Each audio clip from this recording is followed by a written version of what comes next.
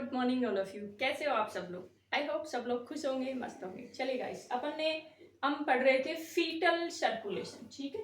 और part first में अपन ने बात की कि एडल्ट सर्कुलेशन क्या होता है, प्री नेटल सर्कुलेशन क्या होता है, पोस्ट नेटल सर्कुलेशन क्या होता है। फीटल सर्कुलेशन और एडल्ट सर्कुलेशन जो है वो दोनों किस तरीके से एक दूसरे से डिफ्रेंशिएट होते हैं। तो ये सारी की सारी चीजें अपन ने पार्ट फर्स्ट में पढ़ी। अपन ने बात की पार्ट फर्स्ट में कि जो एडल्ट जो होता है, एडल्ट के जो लंग्स होते हैं वो फंक्शन करते हैं, फंक्शनिंग होते हैं, गैसों का एक्सचेंज करते हैं, ब्लड का प्यूरिफिकेशन करते हैं। लेकिन जो फीटस जो है, फीटस के जो लंग्स होते हैं वो क्या होते हैं, नॉन फंक्शनिंग होते हैं, काम नहीं करते हैं, ठीक है।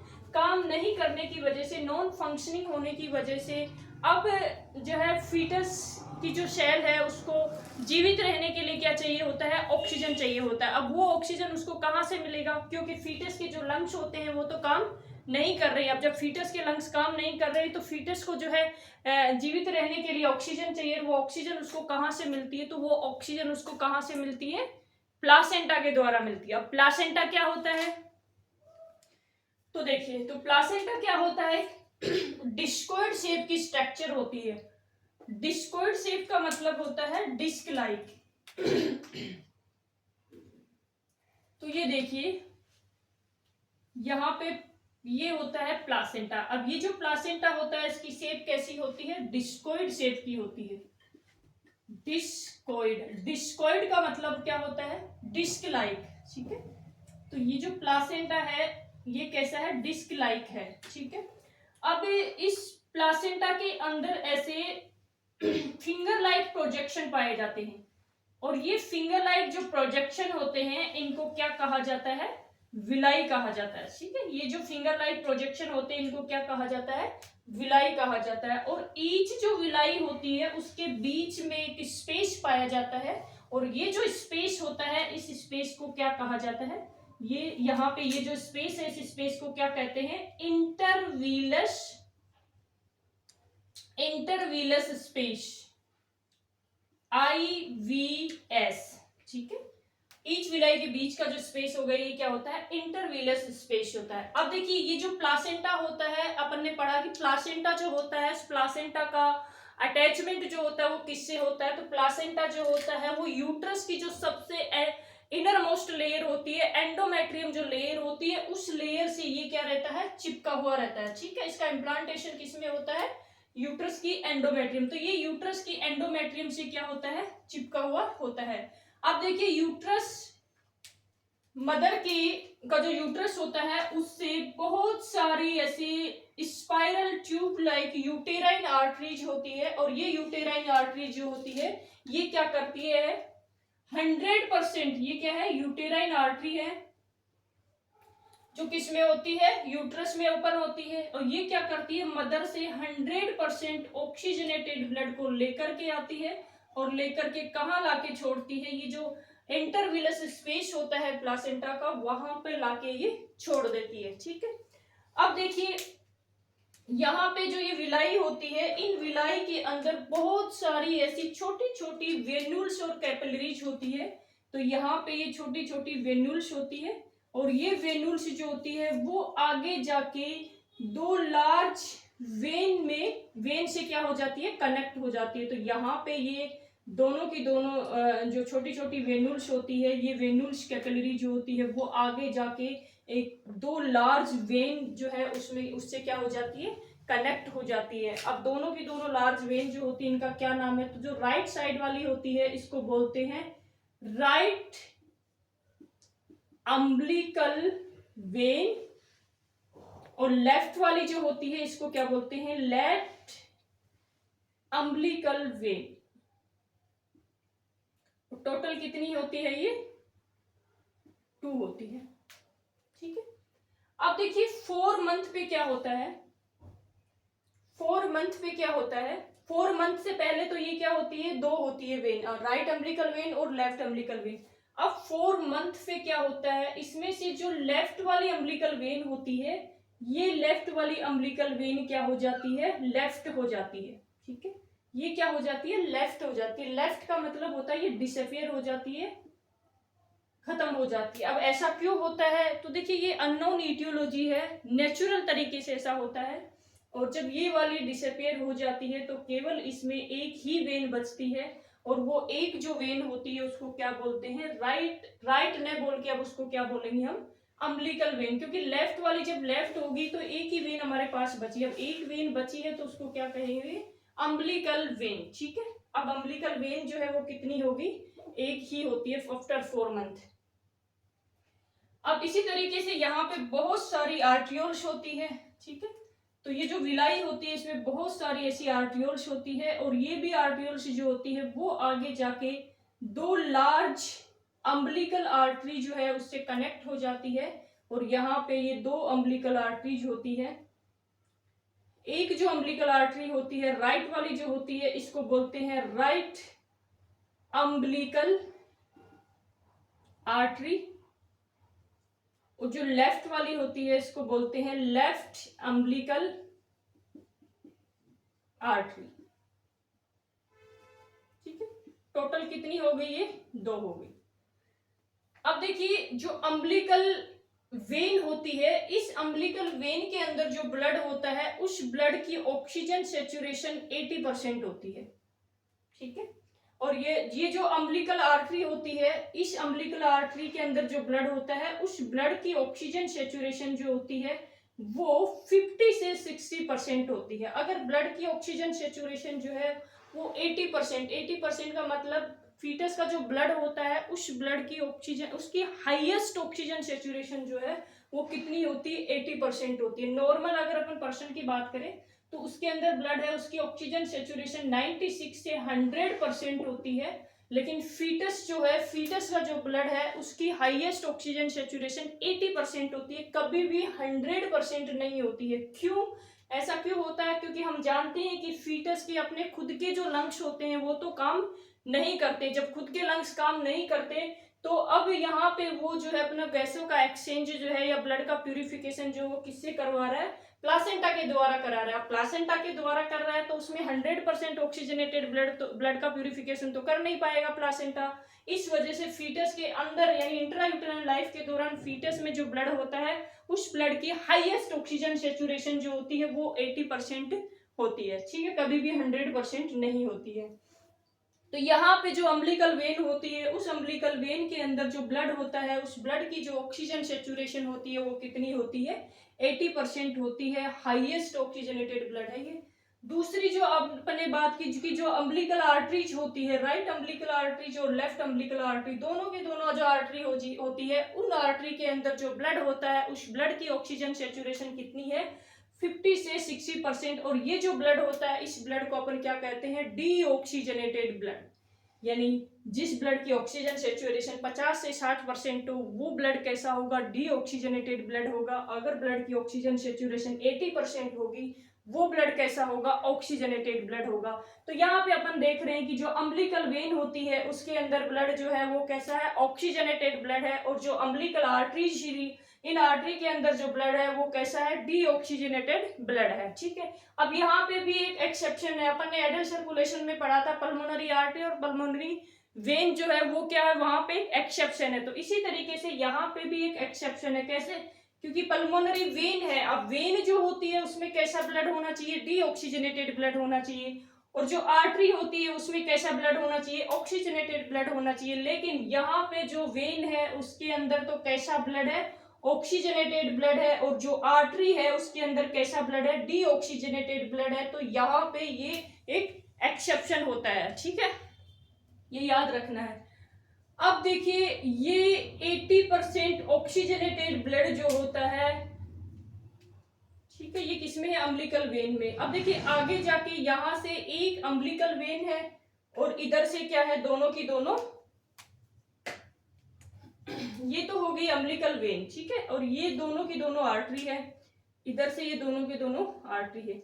अब एक अम्बिलिकल वेन और दो अम्बिलिकल आर्टरी जो होती है तीनों आपस में मिलके क्या बनाती है, एक अम्बिलिकल कॉर्ड का फॉर्मेशन करती है। ठीक है, तो यहाँ पे तीनों जो है ये आपस में मिलकर के क्या बनाती है, अम्बिलिकल कॉर्ड का फॉर्मेशन किया जाता है। तो इस तरीके से इसका फॉर्मेशन होता है अम्बिलिकल कॉर्ड।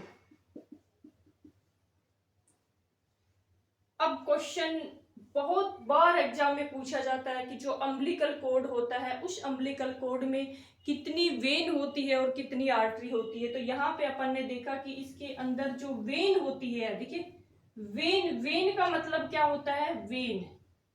अब वेन का मतलब क्या होता है, वन, और दूसरी क्या होगी आपकी आर्टरीज, अम्बिलिकल आर्टरीज। आर्टरीज कितनी होती है, दो होती है, लेफ्ट और राइट, तो टोटल कितनी होगी, तीन। ठीक है, तो अम्बिलिकल कोड जो होती है उसमें एक अम्बिलिकल वेन होती है और दो अम्बिलिकल आर्टरी होती है, तो टोटल कितनी होगी, तीन होगी। तो अम्बिलिकल कोड का फॉर्मेशन जो होता है वो तीन ब्लड वेसल से होता है। अब देखिए ये अम्बिलिकल वेन जो होती है, अब इस अम्बिलिकल वेन की फीटस के अंदर एंट्री कैसे होती है। तो फीटस के सपोज यहाँ पे ये यूट्रस होता है, ठीक है, ये प्लासेंटा होता है और ये अम्बिलिकल वेन होगी। ये क्या है आपका एम्ब्रियो है, बेबी है। अब ये बेबी की अम्बिलिकस होती है, बेबी की अम्बिलिकस का मतलब बेबी की ये क्या है, नाभि है। तो यहाँ पे ये अम्बिलिकल वेन जो होती है वो बेबी की इस नाभि में एंटर होके बच्चे के अंदर एंटर हो जाती है, फीटस के अंदर एंटर हो जाती है। और एंटर होने के बाद फीटस का जो लीवर होता है उस लीवर में सबसे पहले ये एंटर होती है। ठीक है, तो यहाँ पे ये जो अम्बिलिकल वेन होती है वो किस में एंटर होती है, बच्चे में, फीटस में एंटर होती है। कहाँ से एंटर होती है, तो फीटस की जो अम्बिलिकस होती है, ये फीटस है और ये फीटस की क्या है, अम्बिलिकस है। तो फीटस की अम्बिलिकस से ये क्या होती है, फीटस में एंटर हो जाती है। और जैसे ये फीटस में एंटर होती है, एंटर होने के बाद सबसे पहले ये कहाँ जाती है, कौन से ऑर्गन में एंटर होती है, तो देखिए सबसे पहले ये एंटर होती है लीवर में। और लीवर के भी कौन से लोब में जाती है, लेफ्ट वाले लोब में। देखिए लीवर जो होता है उसके कितने लोब होते हैं, 4 लोब होते हैं। एक तो होता है सुपीरियर लोब, एक होता है इंफीरियर लोब, एक होता है राइट लोब और एक होता है लेफ्ट लोब। तो ये इंफीरियर वेना के सॉरी ये जो अम्बिलिकल वेन होती है वो लीवर में भी, लीवर का जो लेफ्ट लोब होता है उस लेफ्ट लोब में एंटर हो जाती है। जैसे ये लेफ्ट लोब में एंटर होती है तो यहाँ पे क्या है, पोर्टल वेन है। अब पोर्टल वेन क्या होती है, पोर्टल वेन जो होती है बॉडी के जो 5 ऑर्गन होते हैं वहां से वो डीऑक्सीजनेटेड ब्लड को लेकर के आती है और लीवर की हिपेटिक वेन जो होती है उसमें डाल देती है। अब लीवर के हिपेटिक वेन से ये ब्लड जो होता है वो हार्ट के पास जाता है और वहां इसका प्यूरिफिकेशन होता है। ठीक है, तो ये जो अम्बिलिकल वेन होती है वो क्या होती है, इस ये जो पोर्टल वेन होती है ये कौन सी वेन होगी आपकी, पोर्टल वेन। ठीक है, तो इस पोर्टल वेन की एक छोटी सी ब्रांच से जाकर के ये क्या हो जाती है, कनेक्ट हो जाती है, जुड़ जाती है। अब यहाँ पे अपन देख रहे हैं कि ये जो अम्बिलिकल वेन थी इसके अंदर ब्लड की ऑक्सीजन सेचुरेशन कितनी है, तो कितनी है ब्लड की ऑक्सीजन सेचुरेशन, 80% है। और जो पोर्टल वेन होती है उसका जो ब्लड होता है वो डीऑक्सीजनेटेड ब्लड होता है। अब इसकी एक छोटी सी ब्रांच से ये यहाँ जुड़ जाती है, लेकिन इससे इसकी ऑक्सीजन सेचुरेशन पे कोई फर्क नहीं पड़ता है। ठीक है, अब ये अम्बिलिकल वेन जो होती है वो इस लीवर को बाईपास करके आगे की तरफ निकल जाती है और आगे की तरफ निकलने के बाद में नीचे से एक बॉडी की जो सबसे लार्जेस्ट वेन होती है, जो बॉडी के जो लोअर एक्सट्रीमिटीज से डीऑक्सीजनेटेड ब्लड लेकर के आती है। तो ये जो है लार्जेस्ट वेन कौन सी होती है, जो लोअर पोर्शन से डीऑक्सीजनेटेड ब्लड लेके आती है, तो ये अपन ने पढ़ा वो क्या होती है, इंफीरियर वेना केवा। और यहाँ पे जो इंफीरियर वेना केवा होती है इसके अंदर जो ब्लड है उस ब्लड की ऑक्सीजन सेचुरेशन कितनी होती है, 50% है। 50% वाला जो ब्लड है इसको क्या कहेंगे, डीऑक्सीजनेटेड ब्लड। तो इसमें जो इंफीरियर वेना केवा के अंदर जो ब्लड है वो कैसा ब्लड है, डीऑक्सीजनेटेड ब्लड है। और अपन ने पढ़ा कि जो अम्बिलिकल वेन होती है उसके अंदर कैसा ब्लड है, 80% ऑक्सीजनेटेड ब्लड है। तो ये 80% ऑक्सीजनेटेड ब्लड जो है, 80% ऑक्सीजनेटेड ब्लड जो है वो किससे आ रहा है, अम्बिलिकल वेन से आ रहा है। ठीक है, अब यहाँ पे ये अम्बिलिकल वेन और ये जो इंफीरियर वेना केवा होती है ये दोनों आपस में, इन दोनों के आपस में क्या हो जाती है, संटिंग हो जाती है। ठीक है, ये दोनों की दोनों आपस में क्या हो जाती है, संट हो जाती है। तो देखिए ये भी एक डक्ट लाइक स्ट्रक्चर है और जो इंफीरियर वेना केवा ये भी एक डक्ट लाइक स्ट्रक्चर है, ये भी क्या है, वेन है। और जो अम्बिलिकल होती है ये भी क्या है, एक वेन है। तो देखिए एक डक्ट लाइक वेन का दूसरी डक्ट लाइक वेन के साथ जो शंटिंग हो जाती है, जो कनेक्शन हो जाता है, जो कम्युनिकेशन हो जाता है, इस तरह की शंटिंग को क्या कहा जाता है? Ductus venosus. क्योंकि ये भी डक्ट है, ये भी डक्ट है, दोनों की दोनों क्या है? वेन है, इसलिए इस तरह के कनेक्शन को क्या कहा जाता है? Ductus venosus. तो ये क्या हो गया आपका? Ductus venosus. अब देखिए जब ऑक्सीजनेटेड ब्लड जो है किसी डीऑक्सीजनेटेड ब्लड के साथ जब मिक्स होगा तो उस ब्लड की ऑक्सीजन सेचुरेशन क्या हो जाती है? कम हो जाती है। तो यहाँ पे अपन देख रहे हैं कि जो अम्बिलिकल वेन होती है उसके अंदर जो ब्लड है वो 80% ऑक्सीजनेटेड है, और जो इंफीरियर वेना के है उसके अंदर जो ब्लड है वो 50% डीऑक्सीजनेटेड है। तो जब ऑक्सीजनेटेड ब्लड किसी डीऑक्सीजनेटेड ब्लड के साथ जब मिक्स होता है तो इस ब्लड की ऑक्सीजन सेचुरेशन क्या हो जाती है? कम हो जाती है। कितनी कम हो जाती है? ये 80% से घट के कितनी हो जाती है? 70% हो जाती है। अब 70% ऑक्सीजनेटेड ब्लड जो होता है वो क्या होता है? इस इंफीरियर वेना केवा के थ्रू किस में जाता है? ये अपन ने एडल्ट सर्कुलेशन में पढ़ा कि ये इंफीरियर वेना केवा जो होती है वो किस में जाके ओपन होती है? तो ये किस में जाके ओपन होती है? हार्ट के राइट एट्रियम में जाके ओपन होती है। तो यहाँ पे हम देखते हैं कि ये फीटस का हार्ट होता है, ठीक है। ये बच्चा जो है फीटस है उसका ये हार्ट है, और उसके कितने चैम्बर होते हैं? वही 4 चैम्बर होते हैं। एक राइट एट्रियम होता है, एक लेफ्ट एट्रियम होता है, एक राइट वेंट्रिकल होता है और एक लेफ्ट वेंट्रिकल होता है, ठीक है। इसमें भी राइट एट्रियम और राइट वेंट्रिकल के बीच में 3 वॉल पाए जाते हैं जिसे ट्राइकैस्पिड वॉल कहा जाता है। इसमें भी यहाँ पे लेफ्ट एट्रियम लेफ्ट वेंट्रिकल जो है इसके बीच में 2 वॉल पाए जाते हैं जिसको क्या कहा जाता है? बाइकैस्पिड वॉल या मिट्रल वॉल कहा जाता है, ठीक है। तो देखिए ये इंफीरियर वेना केवा जो होती है वो किस में जाके ओपन होती है? तो यहाँ पे ये इंफीरियर वेना केवा जो होती है वो फीटस के राइट एट्रियम में जाकर के क्या हो जाती है? ओपन हो जाती है, ठीक है। और इधर ऊपर से क्या आ रही है? सुपीरियर वेना केवा है, और सुपीरियर वेना केवा जो है बॉडी के हेड वाला जो पोर्शन होता है वहां से ये डीऑक्सीजनेटेड ब्लड को लेकर के आ रही है। तो यहाँ से ये सुपीरियर वेना केवा है, और ये तो ऊपर से लेके आ रही है इंफीरियर वेना केवा जो है लोअर पोर्शन से डीऑक्सीजनेटेड ब्लड को लेके आ रही है। अब अपन यहाँ पे देखते हैं कि अब इसमें जो इंफीरियर वेना केवा के अंदर जो ब्लड है वो तो ऑक्सीजनेटेड है, क्योंकि यहाँ पे मिक्सिंग हो गई। तो यहाँ पे जो ब्लड है वो कैसा है? 70% ऑक्सीजनेटेड है। अब ये जो सुपीरियर वेना केवा का जो ब्लड है वो डीऑक्सीजनेटेड ब्लड है, 50% डीऑक्सीजनेटेड ब्लड है, ठीक है।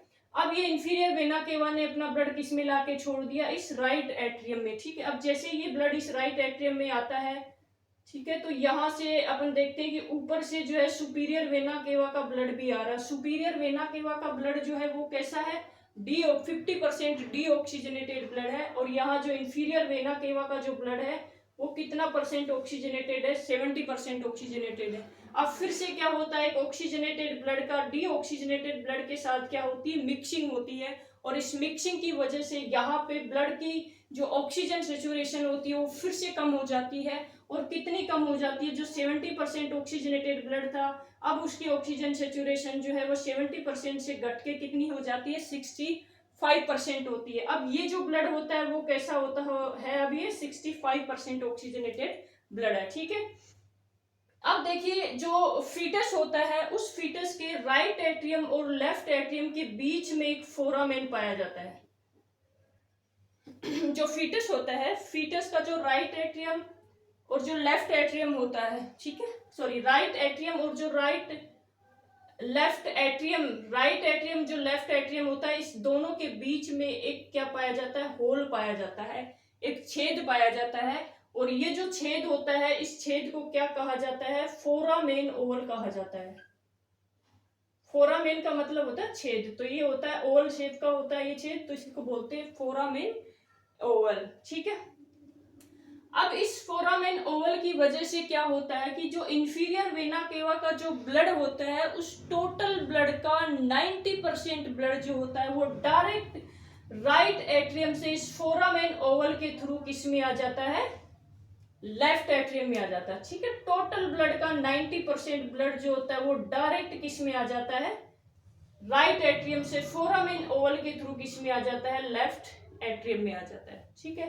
अब 90% ब्लड आ गया तो कितना परसेंट ब्लड इसमें बचता है? केवल 10% ब्लड बचता है। और ये 10% बचा हुआ ब्लड जो होता है वो सुपीरियर वेना केवा का जो ब्लड होता है इस ब्लड के साथ ये मिक्स हो जाता है, और मिक्स होने के बाद ये किसमें मिक्स होने के बाद अब ये कैसा हो जाता है, डीऑक्सीजनेटेड ब्लड हो जाता है। ठीक है, और ये अब राइट एट्रियम से किसमें आता है, ट्राइकैस्पिड वॉल के थ्रू किसमें आता है, लेफ्ट एट्रियम में आता है, और लेफ्ट एट्रियम से यहां से क्या निकलती है, पल्मोनरी आर्टरी निकलती है। ठीक है, तो यहां से ये पल्मोनरी आर्टरी नहीं, पल्मोनरी ट्रंक यहां से निकलता है, और ये जो पल्मोनरी ट्रंक होता है ये आगे जाके जो है 2 ब्रांच में डिवाइड हो जाता है, एक राइट साइड में होती है और एक लेफ्ट साइड में होती है। तो राइट साइड की जो ब्रांच होती है इसको बोलते हैं राइट पल्मोनरी आर्टरी। तो यहाँ पे ये जो है इसको बोला जाता है राइट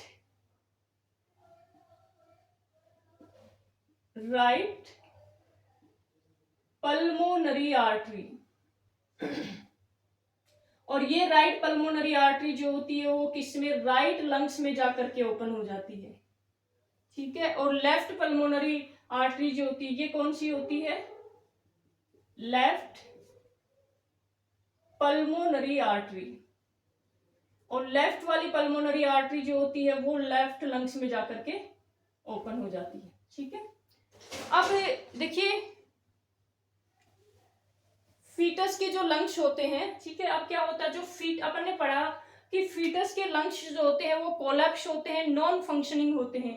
तो यहाँ पे ये फीटस के लंग्स जो होते हैं वो क्या है, कोलैप्स है, नॉन फंक्शनिंग है, काम नहीं करते हैं। अब जब ये फीटस के लंग्स नॉन फंक्शनिंग है, कोलैप्स है, काम नहीं कर रहे हैं, तो उस सिचुएशन में क्या होता है कि इसके अंदर जो ब्लड आया है भाई राइट वेंट्रिकल से पल्मोनरी ट्रंक के थ्रू ब्लड किसमें जाता है, राइट पल्मोनरी आर्टरी और लेफ्ट पल्मोनरी आर्टरी। ठीक है, अब राइट पल्मोनरी वाला ब्लड किसमें जाता है, राइट लंग्स में जाता है, और लेफ्ट पल्मोनरी वाला ब्लड किसमें जाता है, लेफ्ट लंग्स में जाता है। ठीक है, और अपन देखते हैं कि फीटस के जो लंग्स होते हैं वो नॉन फंक्शनिंग होते हैं, कोलैप्स होते हैं। जब ये काम नहीं करते हैं तो यहाँ पे ये जो ब्लड होता है इस ब्लड का क्या होता है, बैक फ्लो होता है, और ये ब्लड वापस आके किस में जाके रुक जाता है, इस पल्मोनरी ट्रंक के अंदर रुक जाता है। ऐसे ही लेफ्ट वाली जो आर्टरी है उसका भी ब्लड जो है उसका भी वापस बैक फ्लो होता है, और ये सारा का सारा ब्लड जो है वो कहाँ जाके इकट्ठा हो जाता है, इस पल्मोनरी ट्रंक में। अब जैसे ही ब्लड इस पल्मोनरी ट्रंक में आता है तो यहाँ पे क्या होता है, इस ब्लड का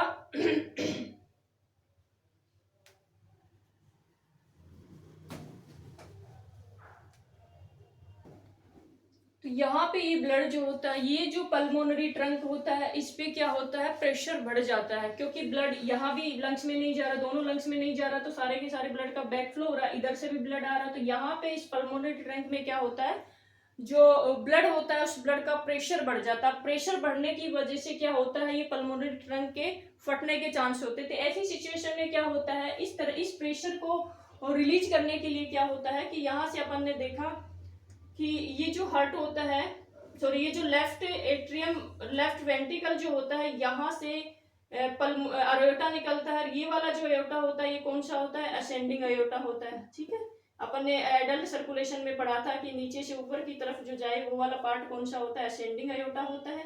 और ये इधर एक आर्च जैसी स्ट्रक्चर बनाता है, इसको क्या कहते हैं, आर्च ऑफ अयोटा कहा जाता है। और ये वाला जो पोर्शन होता है ऊपर से नीचे की तरफ जो आ रहा है इसको क्या कहा जाता है, डिसेंडिंग अयोटा। तो ये क्या हो गया, डिसेंडिंग अयोटा।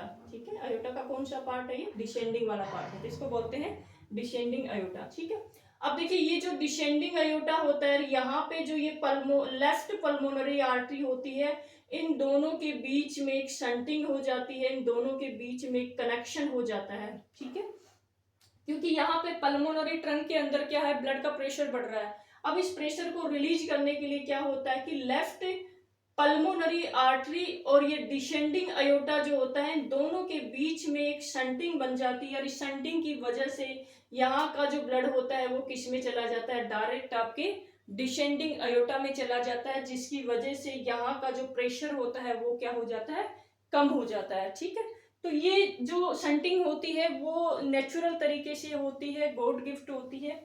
ठीक है, तो यहाँ पे ये क्या हो रही है, शंटिंग हो रही है। अब देखिए ये जो शंटिंग होती है इसको क्या कहा जाता है, तो यहाँ पे अपन देखते हैं कि ये क्या है, लेफ्ट ये वाली क्या है आपकी लेफ्ट पल्मोनरी आर्टरी, ठीक है। और ये कौन सा पार्ट हो गया, डिसेंडिंग अयोटा। तो देखिए ये भी एक डक्ट लाइक स्ट्रक्चर है, ये भी डक्ट लाइक स्ट्रक्चर है, ठीक है। दूसरा ये क्या है, ये भी आर्टरी है, पल्मोनरी आर्टरी, और डिसेंडिंग अयोटा जो है ये भी क्या है, आर्टरी है। तो देखिए जब एक डक्ट लाइक आर्टरी का किसी दूसरी डक्ट लाइक आर्टरी के साथ जो कनेक्शन होता है, इस कनेक्शन को क्या कहा जाता है, तो यहाँ पे ये जो कनेक्शन है, ये जो संटिंग है, इस संटिंग को क्या कहा जाता है, डक्टस आर्टीरियोसिस, ठीक है। तो ये जो कनेक्शन होता है, इस कनेक्शन को क्या कहा जाता है, डक्टस आर्टीरियोसिस, ठीक है। तो ये ब्लड इसमें आ जाता है। तो देखिए अपन पढ़ रहे थे कि जो है राइट एट्रियम से ब्लड किस में आ गया, डायरेक्ट फोरामेन ओवल के थ्रू किस में आ गया, लेफ्ट एट्रियम में आ गया, ठीक है। अब यहाँ से 4 पल्मोनरी वेन निकलती तो है, लेकिन उनके अंदर कोई भी ऑक्सीजनेटेड ब्लड नहीं होता, क्योंकि लंग्स तो काम कर ही नहीं रहे। तो यहाँ में जो इसमें जो ब्लड आता है वो डायरेक्ट किससे आ रहा है, इंफीरियर वेना केवा का 90% ब्लड जो होता है वो राइट एट्रियम से डायरेक्ट किस में आ रहा है, लेफ्ट एट्रियम में आ रहा है। अब ये जो ब्लड है, इस ब्लड की ऑक्सीजन सेचुरेशन कितनी है, तो ये ब्लड की ऑक्सीजन सेचुरेशन कितनी है, 70% है, ठीक है।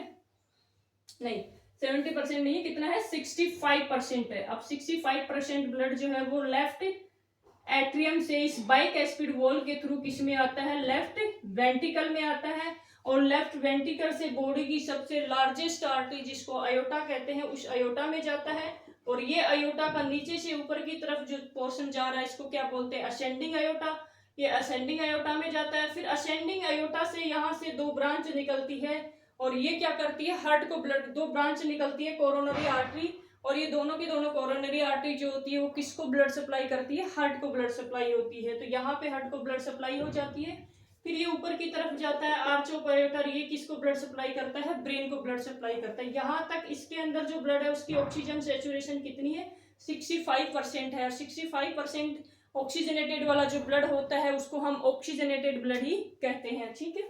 अब इससे हार्ट को ब्लड सप्लाई होगी ऑक्सीजनेटेड ब्लड की, ब्रेन को ब्लड सप्लाई होगी, ठीक है। उसके बाद में अब ये जो ब्लड होता है वो किस में आता है, आर्च ऑफ अयोटा से किस में आता है, डिसेंडिंग अयोटा में आता है। जैसे ये डिसेंडिंग अयोटा में आता है, अयोटा में आने के बाद में इस ब्लड की ऑक्सीजन सेचुरेशन जो 65% थी वो घट करके कितनी हो जाती है, 60% हो जाती है। ऐसा क्यों, क्योंकि देखिए अपन ने देखा कि ये यहाँ पे डिसेंडिंग अयोटा और इस लेफ्ट पल्मोनरी आर्टरी जो है, इन दोनों के बीच में एक संटिंग है, जिसकी वजह से अब यहाँ पे जो पल्मोनरी आर्टरी है, अपन ने एक एक्सेप्शन भी देखा था कि आर्टरी में कैसा ब्लड है, डीऑक्सीजनेटेड ब्लड है, वेन में कैसा है, ऑक्सीजनेट। तो यहाँ पे जो पल्मोनरी आर्टरी है उसके अंदर जो ब्लड है वो कैसा है, ये ब्लड कैसा है, डीऑक्सीजनेटेड ब्लड है। तो जब ये 50% डीऑक्सीजनेटेड ब्लड है, ये डीऑक्सीजनेटेड ब्लड जो है वो ऑक्सीजनेटेड ब्लड के साथ जब मिक्स होता है तो फिर से उस ऑक्सीजन ब्लड की ऑक्सीजन सेचुरेशन जो है वो क्या हो जाती है, कम हो जाती है। और कम होके 65 से घट के ये कितनी हो जाती है, 60% हो जाती है। अब ये 60% ऑक्सीजनेटेड ब्लड जो होता है वो डिसेंडिंग अयोटा से फिर नीचे की तरफ किस में आता है, आर्च ऑफ अयोटा में। तो यहाँ अपन देखते हैं नीचे की तरफ ये किस में आता है, थोरेसिस अयोटा में आता है, ठीक है। आर्च ऑफ अयोटा तो यहाँ पे होता है, तो यहाँ डिसेंडिंग अयोटा किस में आती है, थोरेसिस अयोटा से। थोरेसिस अयोटा से किस में आती है, एब्डोमिनल अयोटा में आती है। और एब्डोमिनल अयोटा जो होता है वो आगे की तरफ कौन से पार्ट में एंटर होता है, इलियक पार्ट में, ठीक है। तो आगे की तरफ ये किस में आती है, इलियक अयोटा में, इलियक अयोटा में।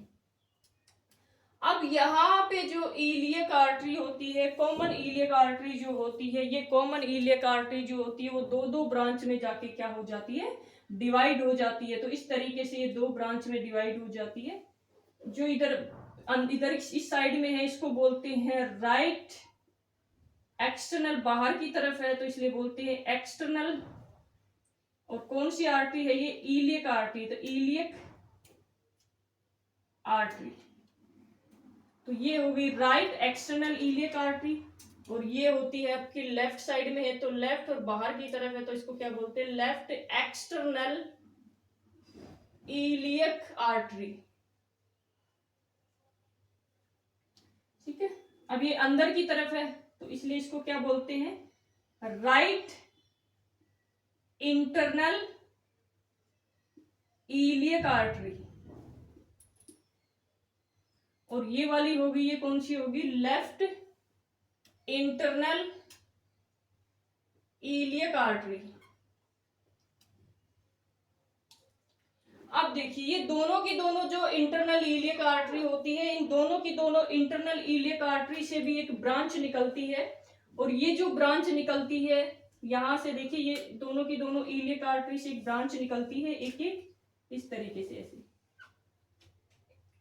एक तो राइट इंटरनल इलियक आर्टरी से निकलती है और एक लेफ्ट इंटरनल इलियक आर्टरी से निकलती है। अब इनको क्या कहा जाता है, तो जो राइट वाली होती है इसको तो बोलते हैं राइट हाइपोगैस्ट्रिक आर्टरी कहा जाता है, हाइपोगैस्ट्रिक आर्टरी इसको कहा जाता है, ठीक है। और जो लेफ्ट वाली होती है इसको बोलते हैं left hypogastric artery, hypogastric artery. अब आप लोगों के माइंड में क्वेश्चन आ रहे होंगे कि इनको हाइपोगैस्ट्रिक आर्टरी क्यों कहा जाता है, ठीक है। तो क्या रीजन है इनको हाइपोगैस्ट्रिक आर्टरी कहने का, भाई लेफ्ट राइट का तो समझ में आता है, लेकिन हाइपोगैस्ट्रिक आर्टरी का क्या मतलब हुआ। तो देखिए जो हमारी बॉडी होती है उस बॉडी को 9 रीजन में डिवाइड किया गया है इस तरीके से। ये जो बॉडी होती है इस बॉडी को कितने रीजन में डिवाइड किया गया है, 9 रीजन में डिवाइड किया गया है। अब इधर ये वाला जो पार्ट होता है इसको बोलते हैं राइट साइड में, तो right hypochondriac region, hypochondriac region, ये होता है लेफ्ट हाइपोकॉन्ड्रिक रीजन, ठीक है। और ये बीच वाला जो पार्ट होता है इसको बोलते हैं एपिगैस्ट्रिक रीजन, ठीक है, ये एपिगैस्ट्रिक रीजन होता है। इधर ये बीच वाला पार्ट होता है इसको बोलते हैं अम्बिलिकस, ये लंबर होता है, ये भी लंबर होता है। इसके नीचे की तरफ होता है, इसको ऊपर, एपी का मतलब होता है ऊपर और नीचे की तरफ है, तो इसको बोलते हैं, ये वाला जो पार्ट है इसको बोला जाता है हाइपोगैस्ट्रिक रीजन, हाइपोगैस्ट्रिक रीजन। ये राइट इलियक होती है और ये लेफ्ट इलियक होता है, ठीक है। तो इस तरीके से बॉडी को 9 रीजन में डिवाइड करते हैं। अब ये हाइपोगैस्ट्रिक रीजन, तो यहाँ पे देखिए ये दोनों की दोनों आर्टरी जो होती है वो बॉडी के जब हाइपोगैस्ट्रिक रीजन में से गुजरती है, अब इस हाइपोगैस्ट्रिक रीजन में गुजरने की वजह से इनका नामकरण चेंज हो जाता है और यहाँ पे इनको क्या कहा जाता है, हाइपोगैस्ट्रिक आर्टरी। तो राइट वाली को राइट हाइपोगैस्ट्रिक आर्टरी और लेफ्ट वाली को लेफ्ट हाइपोगैस्ट्रिक आर्टरी कहा जाता है, ठीक है। अब देखिए यहाँ पे ये जो हाइपोगैस्ट्रिक आर्टरी होती है इसके अंदर जो ब्लड होता है उस ब्लड की ऑक्सीजन सेचुरेशन जो होती है वो कितनी होती है, 50 से 60% होती है। अब 50 से 60% वाला जो ब्लड होता है वो अब कैसा ब्लड हो गया,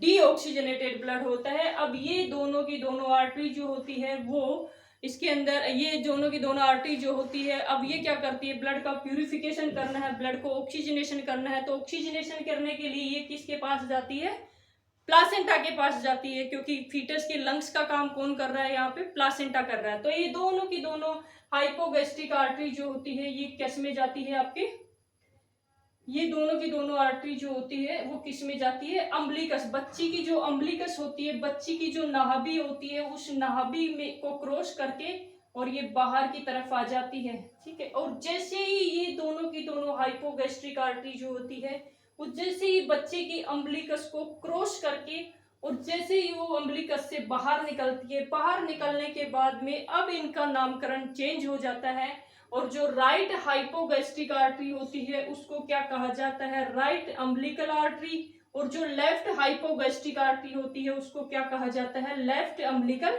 आर्टरी। और दोनों की दोनों आर्टरी जो होती है उसमें कैसा ब्लड है, डीऑक्सीजनेटेड ब्लड है। और ये ब्लड जो होता है ये ऑक्सीजनेशन के लिए कहाँ आता है, प्लासेंटा के पास आता है। और यहाँ पे अपन देखते हैं कि ये जो ब्लड है डीऑक्सीजनेटेड ब्लड है, इस ब्लड के अंदर ऑक्सीजन की कंसेंट्रेशन कम है और इसमें क्या है, CO2 की कंसेंट्रेशन ज्यादा है। तो CO2 अपन ने देखा कि 50% है और ऑक्सीजन जो होती है वो इसमें कम होती है, ठीक है। तो ये डीऑक्सीजनेटेड ब्लड किस में आता है, प्लासेंटा में आता है प्यूरिफिकेशन के लिए, ठीक है। अब देखिए प्लासेंटा जो होता है इसमें ब्लड का प्यूरिफिकेशन किस तरीके से होता है, ठीक है। तो प्लासेंटा में ब्लड का प्यूरिफिकेशन कैसे होता है, तो यहाँ पे अपन देखते हैं कि जो प्लासेंटा होता है उसमें जो गैसों, कभी भी देखिए, कभी भी जो प्लासेंटा में ये जो फीटस का ब्लड, यहाँ पे क्या है, फीटस का ब्लड है और ये मैटरनल ब्लड है, तो कभी भी फीटस का ब्लड और मदर का ब्लड जो होता है वो कभी भी आपस में मिक्स नहीं होता, केवल इनमें क्या होता है, गैसों का एक्सचेंज ही होता है। ठीक है, तो यहाँ पे जो अपन देखते हैं कि जो मदर होती है उस मदर की यूटेराइन आर्टरी जो होती है उसके द्वारा 100% ऑक्सीजनेटेड ब्लड जो है उस ब्लड को कहाँ लाके छोड़ दिया जाता है, इस इंटरविलस स्पेस में। तो ये जो इंटरविलस स्पेस होता है इसके अंदर जो ये ब्लड है, इस ब्लड की ऑक्सीजन सेचुरेशन कितनी है, 100%, यानी ऑक्सीजन की कंसंट्रेशन क्या है, ज्यादा है। और यहाँ पे जो अम्बिलिकल वेन के अंदर जो ब्लड है, इस ब्लड की ऑक्सीजन सेचुरेशन क्या है, 80% है, यानी इसकी तुलना में क्या है, कम है। अब देखिए यहाँ क्या होता है, एक सिंपल डिफ्यूजन प्रोसेस के थ्रू गैसों का एक्सचेंज होता है। कौन सी प्रोसेस के थ्रू होता है, क्वेश्चन पूछा गया था, सिंपल डिफ्यूजन प्रोसेस है। डिफ्यूजन का मतलब होता है किसी भी कंटेंट का अपनी खुद की हायर कंसंट्रेशन से लो कंसंट्रेशन की तरफ मूव करना, इस प्रोसेस को क्या कहा जाता है, डिफ्यूजन कहा जाता है। तो यहाँ पे देखिए ये जो ब्लड होता है उस ब्लड की ऑक्सीजन सेचुरेशन क्या है, 100% है। ये ब्लड जो है फीटस का जो ब्लड है उसकी ऑक्सीजन सेचुरेशन क्या है, 80% है। अब देखिए यार सिंपल डिफ्यूजन प्रोसेस के थ्रू क्या होता है, ब्लड अपनी खुद की हायर कंसंट्रेशन, ये हायर कंसंट्रेशन से किसकी तरफ मूव करता है, लो कंसंट्रेशन की तरफ मूव करता है। तो ये 100% ऑक्सीजनेटेड ब्लड जो होता है वो किसकी तरफ जाता है, 80% वाले ब्लड की तरफ जाता है। तो ये ब्लड इसमें जाता है। अब इसके अंदर ऑक्सीजन कंसंट्रेशन कम है, ठीक है, और CO2 की कंसंट्रेशन क्या है, इसमें ज्यादा है। तो यहाँ पर देख रहे हैं कि इस ब्लड के अंदर जो अम्बिलिकल आर्टरी के अंदर जो ब्लड है उसमें क्या है, CO2 की कंसंट्रेशन ज्यादा है।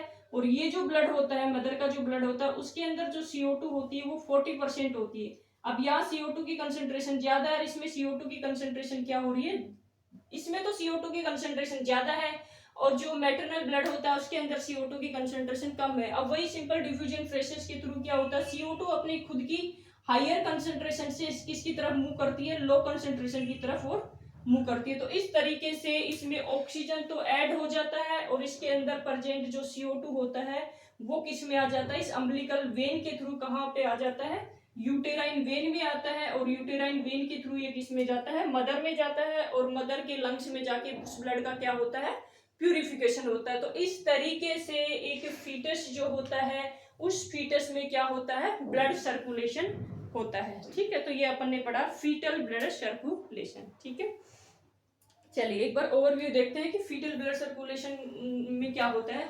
तो चलिए आज अपन ने पढ़ा foetal blood circulation. Foetal blood circulation में अपन ने देखा कि फीटस की बॉडी के अंदर जो ब्लड होता है उस ब्लड का सर्कुलेशन जो है किस तरीके से होता है। पार्ट फर्स्ट में अपन ने पढ़ा कि फीटस का ब्लड सर्कुलेशन जो होता है वो एडल्ट के ब्लड सर्कुलेशन से बिल्कुल डिफरेंशिएट होता है। क्यों होता है, क्योंकि हम जानते हैं कि जो एडल्ट होते हैं उसके लंग्स जो होते हैं वो काम करते हैं, फंक्शनिंग होते हैं, गैसों का एक्सचेंज करते हैं, लेकिन फीटस के जो लंग्स होते हैं वो क्या करते हैं, काम नहीं करते हैं, कोलैप्स होते हैं। अब जब फीटस के लंग्स काम नहीं कर रहे तो फीटस को ऑक्सीजन कहाँ से मिलेगी, क्योंकि फीटस को जीवित रहने के लिए क्या चाहिए होता है, ऑक्सीजन चाहिए होता है। तो उसको अब ऑक्सीजन कहाँ से मिलती है, तो ये अपन देखते हैं कि प्रेगनेंसी के दौरान एक डिस्कोइड शेप की स्ट्रक्चर होती है जो क्या करती है, मदर के एंडोमेट्रियम से चिपकी हुई होती है। इस डिस्कोइड शेप की स्ट्रक्चर को क्या कहा गया था, प्लासेंटा कहा गया था। तो फीटस में लंग्स का काम जो है वो कौन करता है, प्लासेंटा करता है। फीटस के जो गैसों का एक्सचेंज जो होता है वो क्या करता है, प्लासेंटा करता है, इसलिए प्लासेंटा को फीटस का लंग्स भी कहा जाता है। अब देखिए अपन ने देखा कि फीटस का जो प्लासेंटा होता है उसमें ऐसे फिंगर लाइक प्रोजेक्शन पाए जाते हैं जिनको क्या कहा गया है, विलाई कहा गया। ठीक है, और ईच विलाई के बीच में एक स्पेस होता है, ये जो स्पेस होता है इसको बोलते हैं इंटरवीलस स्पेस, IVS। ठीक है, उसके बाद अपन ने देखा कि जो विलाई होती है उस विलाई में बहुत सारी छोटी छोटी वेन्यूल्स होती है, बहुत सारी छोटी छोटी कैपिलरीज होती है। ठीक है, तो ये जो वेन्यूल्स होती है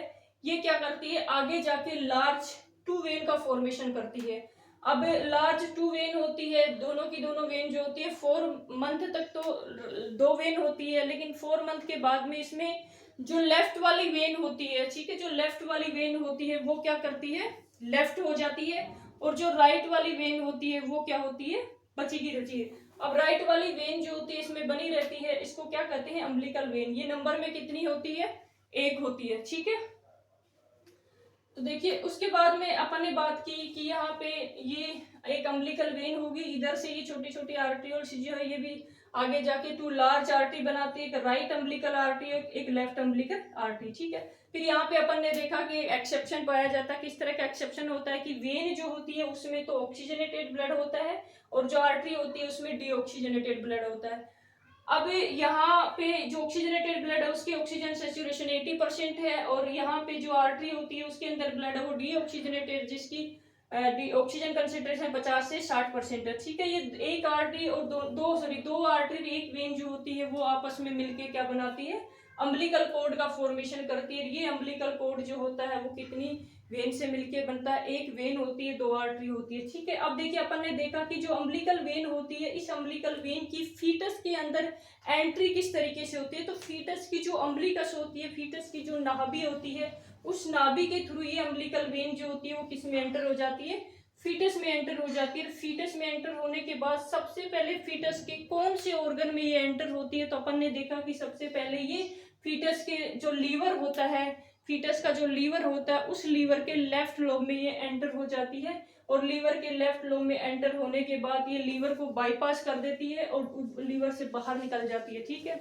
जैसे ये लीवर से बाहर निकलती है तो नीचे से इंफीरियर वेना केवा जो है बॉडी से डीऑक्सीजनेटेड ब्लड लेकर के आती है और ये अम्बिलिकल वेन जो होती है वो इस इंफीरियर वेना केवा के साथ संट हो जाती है, मिल जाती है। जैसे इन दोनों की संटिंग हो जाती है तो यहाँ पे क्या होता है, इसको इस तरह की संटिंग को क्या कहते हैं, डक्टस वेनोसिस, ठीक है। और इसके अंदर जो ब्लड होता है अम्बिलिकल वेन में वो ऑक्सीजनेटेड ब्लड होता है 80% और यहाँ इंफीरियर वेना केवा जो होती है जो ब्लड लेके आती है वो कैसा होता है, उसका डीऑक्सीजनेटेड होता है। तो जब ऑक्सीजनेटेड डीऑक्सीजनेटेड ब्लड मिलता है तो फिर से इस ब्लड की ऑक्सीजन सेचुरेट 80% से घट के 70% हो जाती है। अब ये 70% ब्लड जो होता है वो इंफीरियर वेना केवा के थ्रू किस में आता है, राइट एट्रियम में आता है। जैसे ये इसमें आता है तो ऊपर से superior vena cava deoxygenated blood लेके के आ रही है, तो यहाँ पे इन दोनों का फिर से मिलन, दोनों के दोनों ब्लड जो होते हैं वो आपस में मिक्स होते हैं, जिसकी वजह से फिर से इस ब्लड की ऑक्सीजन सेचुरेशन कम हो जाती है। जो 70% था वो कितना रह जाता है, 65% रह जाता है। अब ये 65% ब्लड जो होता है, इस टोटल ब्लड का 90% ब्लड जो होता है वो डायरेक्ट इस फोरामेन ओवल के थ्रू किस में जाता है, लेफ्ट एट्रियम में जाता है, ठीक है।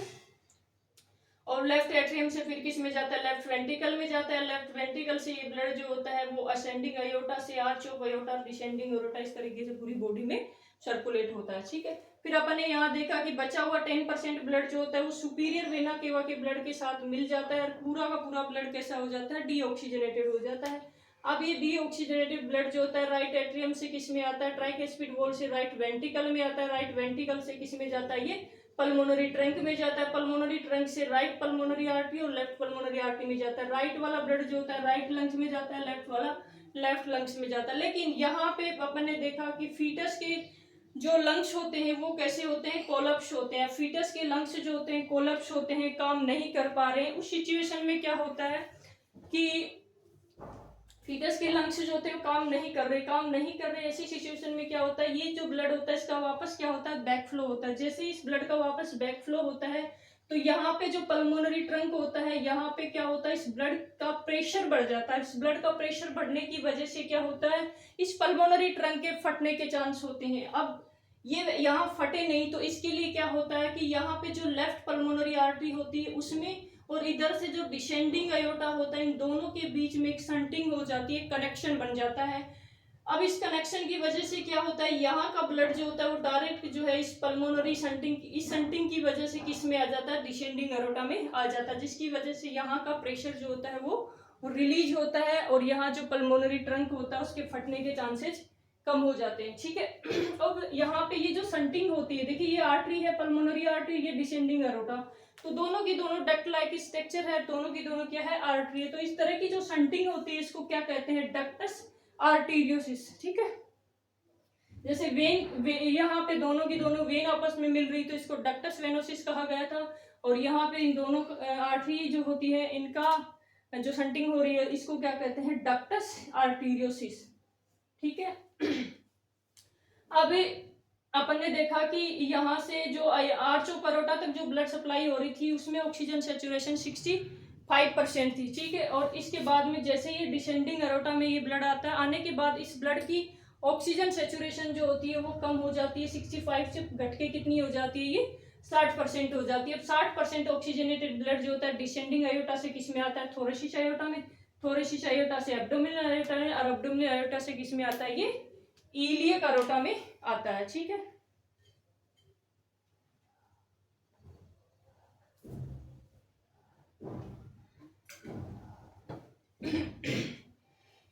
ठीक है, तो यहाँ पे ये किस में आता है, इलियक अयोटा में आता है। अब अपन देखते हैं कि जो इलियक अयोटा होता है, कॉमन इलियक आर्टरी जो होती है वो यहाँ पे टू ब्रांच में डिवाइड हो जाती है। एक तो होती है right external iliac artery, left external iliac artery, एक होती है राइट इंटरनल इलियक आर्टरी, एक होती है लेफ्ट इंटरनल इलियक आर्टरी, ठीक है।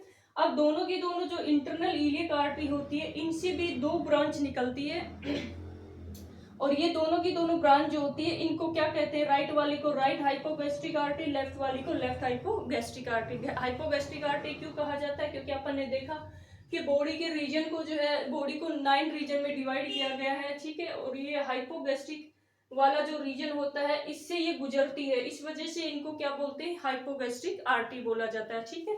अब इनमें जो ब्लड होता है वो डीऑक्सीजनेटेड ब्लड है। अब ये ब्लड जो होता है प्यूरिफिकेशन के लिए कहाँ पे जाता है, इसको कहाँ जाना होता है, प्लासेंटा के पास जाना होता है। तो ये दोनों की दोनों आर्टरी जो होती है वो इस बच्चे की जो अम्बिलिकस होती है उसको क्रॉस करके बाहर आ जाती है। जैसे ये अम्बिलिकस को क्रॉस करके बाहर आती है, बाहर आने के बाद अब इनको हाइपोगैस्ट्रिक आर्टरी ने कह के इनको क्या कहते हैं, अम्बिलिकल आर्टरी कहा जाता है। ये दोनों की दोनों अम्बिलिकल जो आर्टरी होती है वो अपन ने पढ़ा कि उसके अंदर ब्लड कैसा है, डीऑक्सीजनेटेड ब्लड है। अब ये डीऑक्सीजनेटेड ब्लड कहाँ पे आ जाता है, प्लासेंटा पे आता है, और यहाँ पे क्या होता है, इनका गैसों का एक्सचेंज होता है। किसकी वजह से होता है, सिंपल डिफ्यूजन प्रोसेस के थ्रू होता है।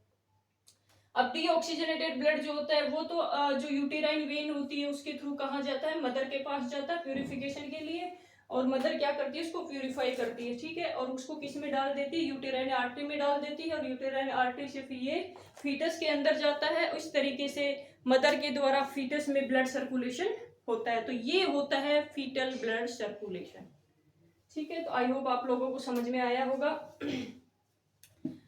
अब आप लोगों के माइंड में क्वेश्चन आ रहा होगा कि देखिए जैसे ही ये फीटस जो है, इस फीटस की जब डिलीवरी हो जाती है, ये जो फीटस होता है इस फीटस की क्या हो जाती है, जब डिलीवरी हो जाती है, तो डिलीवरी होने के बाद क्या करते हैं कि जो अम्बिलिकल कॉर्ड होती है, फीटस की जो अम्बिलिकस होती है, उस अम्बिलिकस से 5 सेंटीमीटर आगे की तरफ जो है वो अम्बिलिकल जो कॉर्ड होते हैं उनको लगा दिया जाता है, अम्बिलिकल क्लिफ जो होती है उनको लगा दिया जाता है, और कोचर फोर्सर के द्वारा इस अम्बिलिकल कॉर्ड को क्या कर दिया जाता है, कट कर दिया जाता है। कट करके इस फीटस को मदर के प्लासेंटा और मदर से क्या कर दिया जाता है, सेपरेट कर दिया जाता है। जैसे ही फीटस जो होता है मदर के प्लासेंटा और मदर से सेपरेट हो जाता है, सेपरेट होने के बाद अब जो फीटस होता है वो फीटस क्या करता है, जब फर्स्ट ब्रीथ लेता है, फर्स्ट ब्रीथ के साथ क्या करता है, वो फर्स्ट क्राई करता है। जैसे ही वो फर्स्ट क्राई करता है तो अब उस फीटस के जो लंग्स होते हैं ये क्या हो जाते हैं, एक्सटेंड हो जाते हैं। जैसे ही ये फीटस के लंग्स जो है वो एक्सटेंड हो जाएंगे,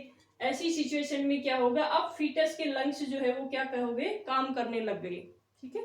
जैसे ही बच्चा फर्स्ट क्राई करता है फीटस के लंग्स एक्सटेंड हो जाते हैं, एक्सटेंड होने के बाद अब फीटस जो होता है वो क्या करता है, काम, फीटस के लंग्स जो है वो क्या हो जाते हैं, फंक्शनिंग हो जाते हैं, काम करने लग जाएंगे। अब जब जैसे ही फीटस के लंग्स काम करने लग जाते हैं तो उससे क्या होता है, फीटस के अंदर अब गैसों का क्या होता है, लंग्स के थ्रू गैसों का एक्सचेंज होने लग जाता है।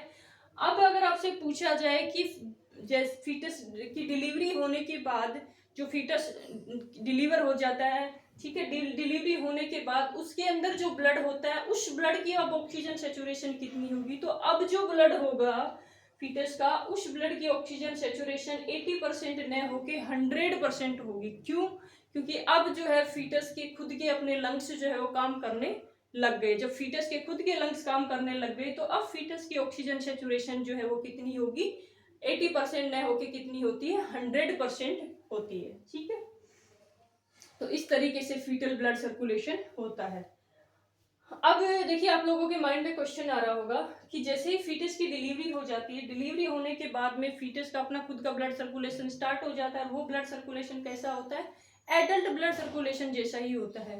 अब इसके अंदर जो स्पेसिफिक जो स्ट्रक्चर थी इसकी फीटल लाइफ के दौरान, फीटस के अंदर जो ये स्पेसिफिक स्ट्रक्चर थी, ये जो स्पेसिफिक स्ट्रक्चर जो होती है जिनको रेमिनेंट कहा जाता है, ठीक है, ये जो स्ट्रक्चर थी जो जिन्होंने क्या किया फीटल लाइफ में फीटस के ब्लड सर्कुलेशन में हेल्प की थी, तो ये जो स्पेसिफिक स्ट्रक्चर जो होती है इनका क्या होता है?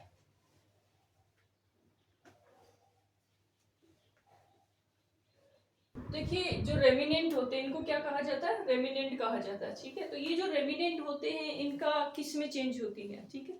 तो देखिए यहाँ पे अपन सबसे पहले यहीं से अपन बात करते हैं कि जो ये अम्बिलिकल वेन होती है, ये क्या होती है? अम्बिलिकल वेन होती है। तो जैसे बच्चे की डिलीवरी हो जाती है तो जो अम्बिलिकल वेन होती है वो क्या होती है? फिजियोलॉजिकली, फंक्शनली तो क्या होती है?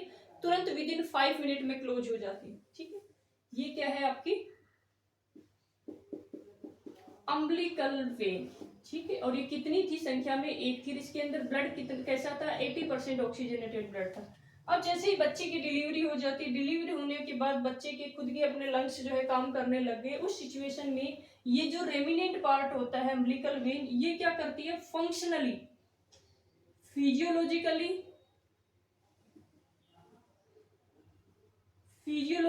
या फंक्शनली ये क्या होती है? 5 मिनट में क्लोज हो जाती है। विद इन 5 मिनट में क्या हो जाती है? क्लोज हो जाती है, ठीक है। ये तो होगा फंक्शनली। अगर बात करें एनाटॉमिकली कब क्लोज होती है, एनाटॉमिकली स्ट्रक्चरली कब क्लोज होती है, तो ये क्लोज होती है 2 से 3 मंथ बाद। 2 से 3 मंथ में क्या हो जाती है? ये एनाटॉमिकली भी क्लोज हो जाती है, ठीक। अब क्लोजिंग के बाद में ये जो स्पेसिफिक स्ट्रक्चर होती है वो क्या करती है कि स्पेसिफिक लिगामेंट में चेंज हो जाती है। और ये जो लिगामेंट होता है इसको बोलते हैं लिगामेंटम टेरस। लिगामेंटम टेरस में क्या हो जाती है? ये चेंज हो जाती है, ठीक है। तो ये होगी अम्बिलिकल वेन। इसके बाद में अपन बात करते हैं अम्बिलिकल आर्टरी। तो दोनों की दोनों अम्बिलिकल आर्टरी जो होती है, ठीक है, ये अम्बिलिकल आर्टरी जो होती है ये भी क्या होती है? फिजियोलॉजिकली, ठीक है, फिजियोलॉजिकली ये भी 5 मिनट में क्लोज हो जाती है। और बात करें एनाटोमिकली तो ये भी 2 से 3 मंथ में जाके क्लोज होती है, ठीक है। और इनकी जो ये जो हाँ, ये भी एक स्पेसिफिक लिगामेंट में चेंज हो जाती है। वो जो लिगामेंट होता है उसको क्या बोलते हैं? मीडियन अम्बिलिकल लिगामेंट,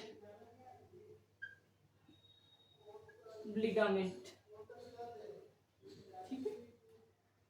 उसके बाद अपन आगे देखते हैं कि यहाँ पे जो अम्बिलिकल वेन और इंफीरियर वेना केवा की जो संटिंग थी जिसको क्या कहा गया था? डक्टस वेनोसिस, ठीक है।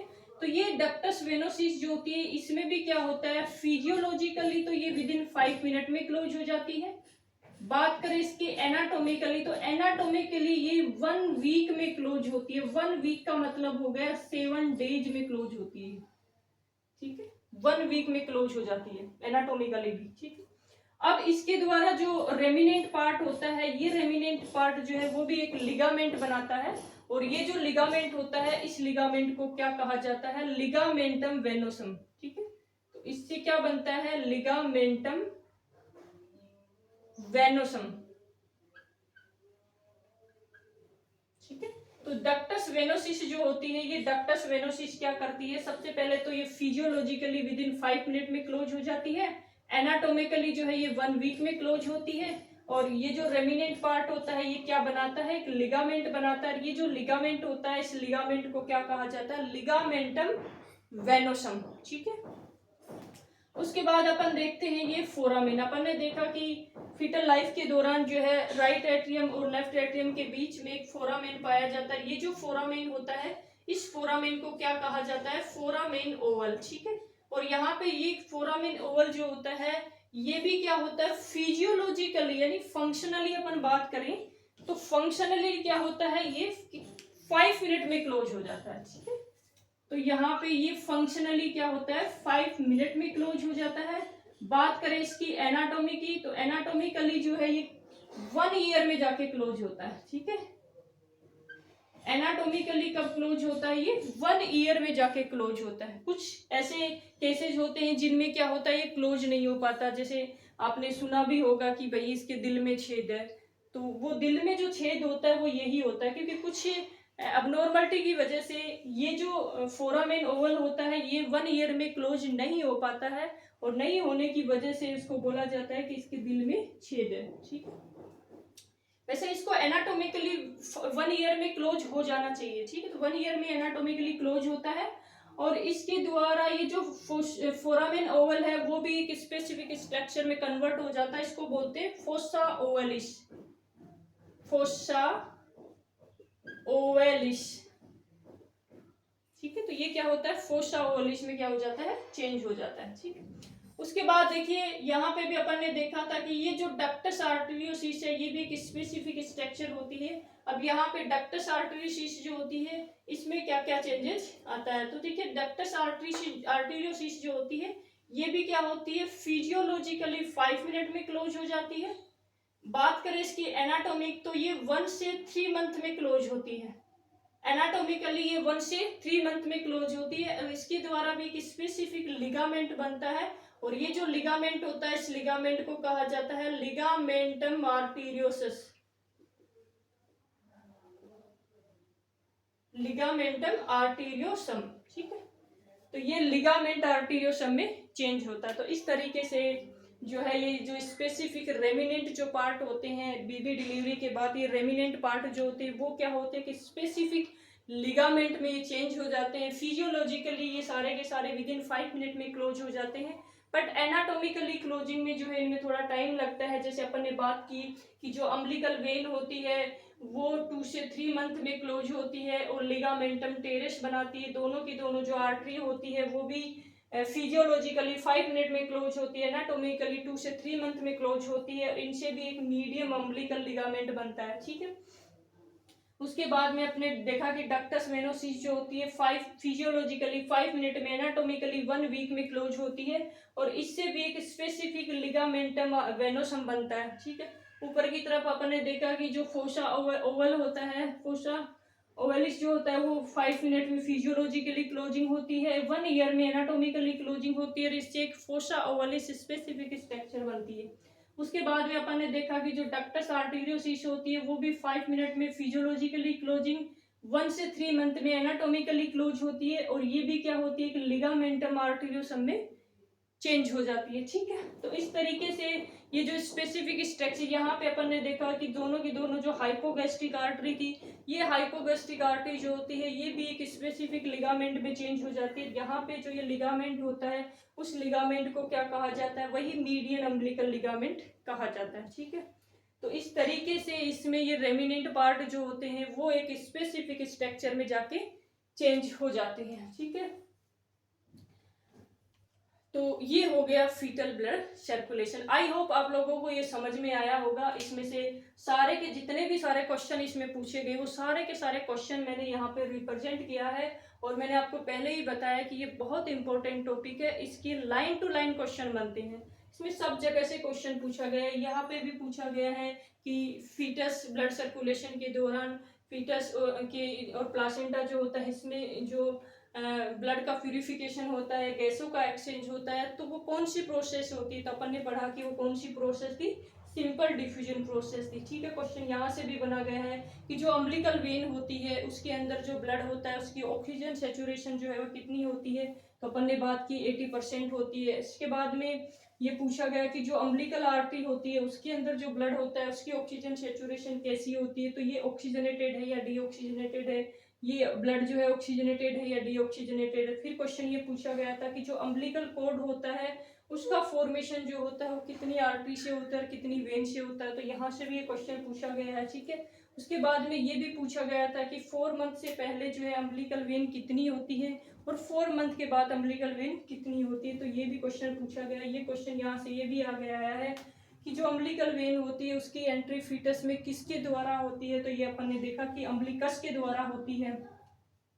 उसके बाद में अपन ने देखा कि सबसे पहले कौन से ऑर्गन में इसकी एंट्री होती है, तो सबसे पहले लीवर में इसकी एंट्री होती है। लीवर में एंट्री होने के बाद में अब यहाँ से भी क्वेश्चन पूछा गया है कि सबसे पहले कौन से ऑर्गन को बाईपास करती है, तो सबसे पहले कौन से ऑर्गन को इसने बाईपास किया है, लीवर को बाईपास किया।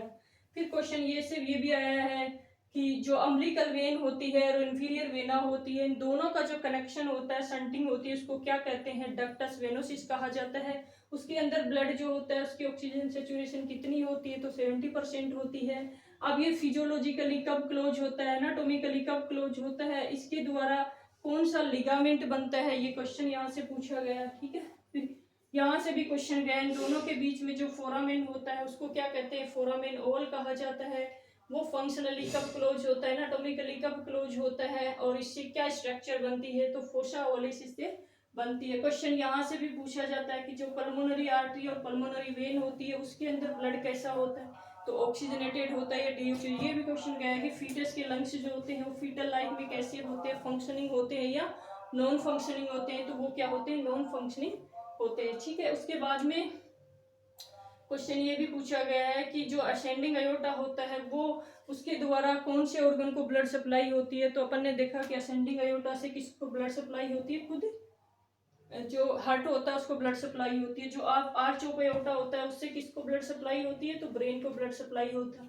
फिर उसके बाद में अपन ने देखा कि ये जो शंटिंग होती है इसको क्या कहा जाता है, डक्टस आर्टेरियोसिस कहा जाता है। फिजियोलॉजिकली कब क्लोज होती है, एनाटॉमिकली कब क्लोज होती है, कौन सा स्पेसिफिक लिगामेंट इसमें बनता है। ठीक है, उसके बाद में जो डिसेंडिंग अयोटा होता है, अब उसमें ब्लड की ऑक्सीजन सेचुरेशन कितनी होती है और क्यों होती है हमें समझ में आया। ठीक है, उसके बाद में क्वेश्चन ये भी पूछा गया कि इलियक आर्टरी जो होती है उसकी कौन सी ब्रांच से हाइपोगैस्ट्रिक आर्टरी निकलती है। अब हाइपोगैस्ट्रिक को हाइपोगैस्ट्रिक आर्टरी क्यों कहा जाता है, तो ये इसमें से बहुत सारे क्वेश्चंस जो है वो लाइन टू लाइन बनते हैं और ये पूरा का पूरा टॉपिक अपन ने पढ़ा। ठीक है, अब ये टॉपिक पढ़ने के बाद में आप इससे रिलेटेड क्वेश्चन सॉल्व करोगे तो सारे के सारे क्वेश्चन आपके सॉल्व हो जाएंगे। ठीक है, तो ये होता है foetal blood circulation. I hope आप लोगों को बहुत अच्छे से समझ में आया होगा। Okay, thank you.